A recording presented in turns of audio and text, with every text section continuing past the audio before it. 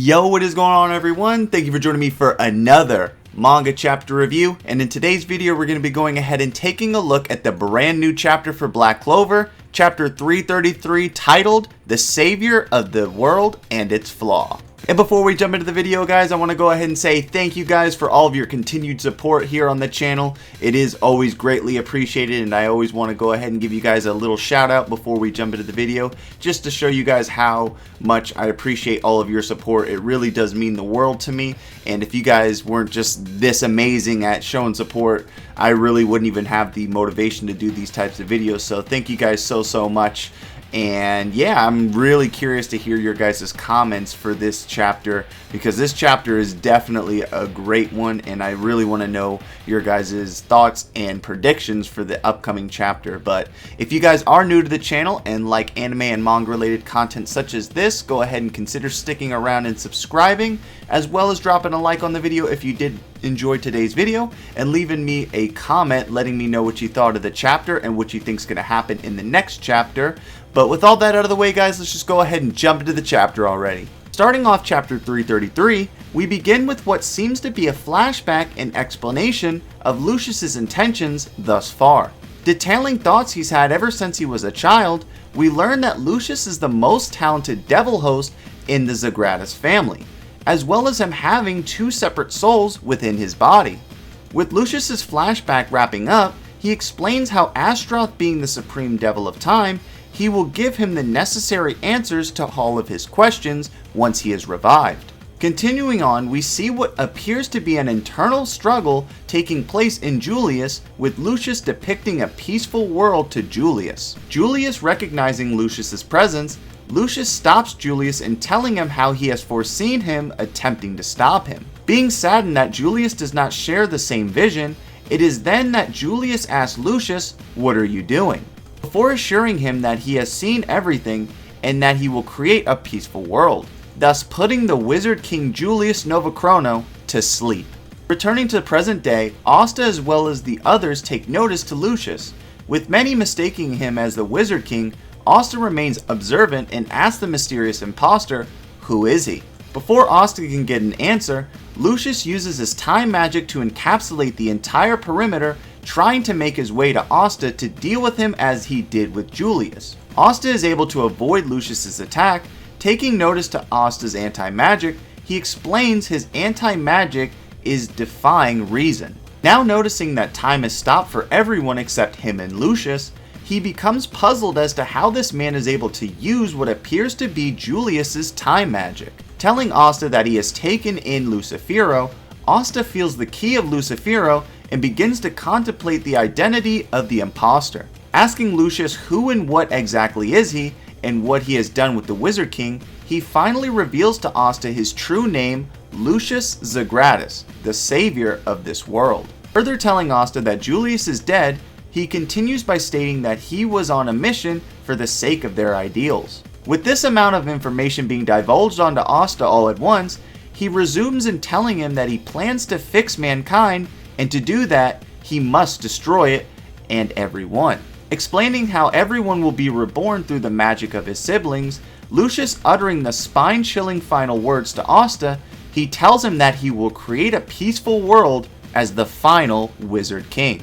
Not fully grasping what the hell Lucius is talking about, he tells him that everything is going as planned besides Asta's existence, saying that he is a flaw for not containing any magic at all. He plans to remove him from being the final flaw left in his perfect world. Asta not taking kindly to Lucius's insulting declarations, he tells him that the Wizard King risked his life to save everyone. Thus, that is why not just he, but everyone admires him. Not giving validity to Lucius's words, he tells him that the Wizard King wouldn't die so easily. With Lucius informing Asta that he is stronger than Julius, Asta uses his anti-magic to release Lucius's time magic spell. With the end of the chapter leaving off on a heated cliffhanger, we get a final panel of Asta getting ready to face Lucius in battle, telling him, "Right here, right now, I'm gonna surpass the Wizard King." As the chapter ends, us readers are left in anticipation on what their fight will be like. Will Asta rise to the occasion and thwart Lucius, or will Lucius finally remove the final remaining flaw in his ideal world. And alright guys, that is going to go ahead and wrap up the synopsis for chapter 333. Now we're going to go ahead and dive on over into my thoughts and review as a whole for the chapter. And man guys, was this chapter absolutely crazy. Whoo! Oh my lord. Listen guys, I gotta take a sip of water after this chapter. Please, please, please. I gotta take a sip of water. The reason I had to take a sip of water, guys, is because there's just so much I have to say about this chapter, guys. I mean, this chapter was absolutely insane.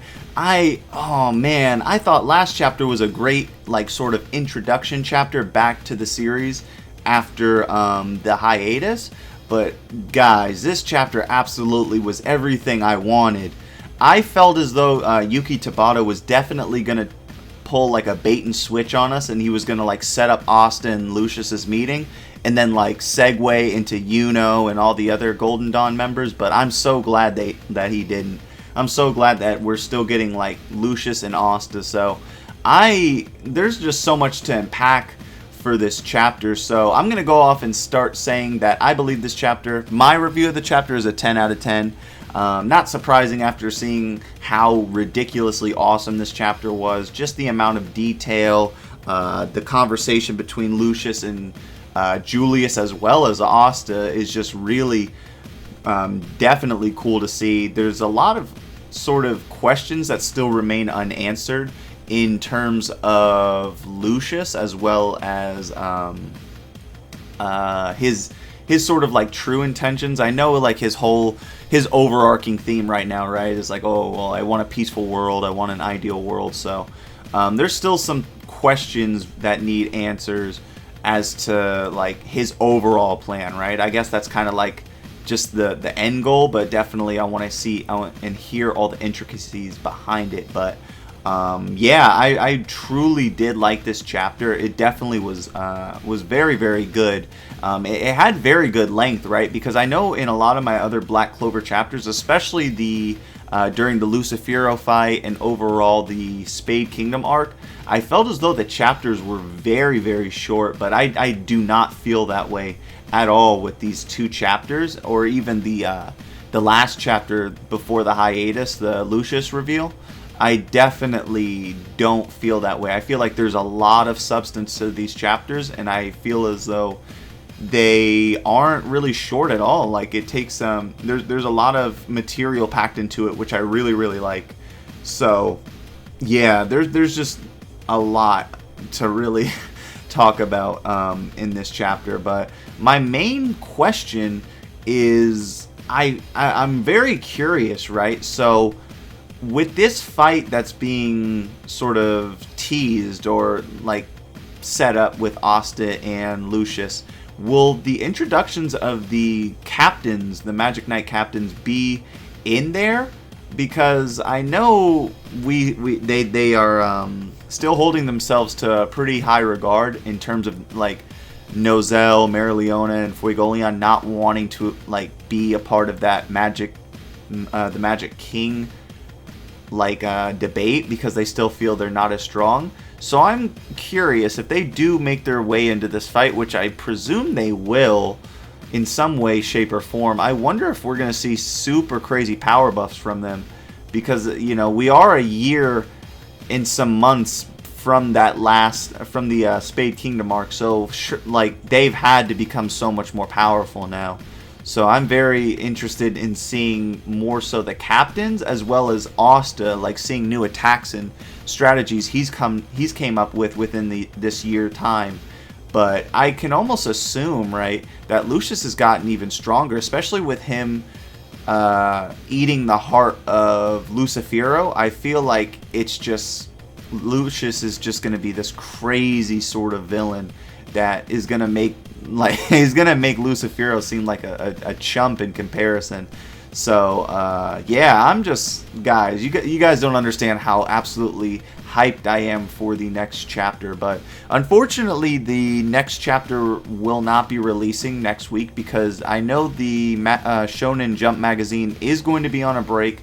So there isn't going to be any Black Clover, My Hero, or Jujutsu Kaisen. So that's a bit of a bummer, but I suppose, you know, we can wait for it, especially because I foresee this is going to be so hype. But yeah, guys, it's going to go ahead and wrap up sort of my overall thoughts and what I think is going to, or what I plan and hope happens next chapter. Let me know your guys' thoughts down in the comment section below. I always love reading your guys' thoughts and comments on the chapters and what you think's going to happen, because you guys always absolutely kill it in that comment section below. But that's going to pretty much do it for me, guys. I'm going to go ahead and end the video. If you guys are new to the channel and did like the video and love anime and manga as much as I do, please consider sticking around and subscribing, as well as dropping a like on the video if you did like today's video. And I hope to see you guys in my next video. Peace.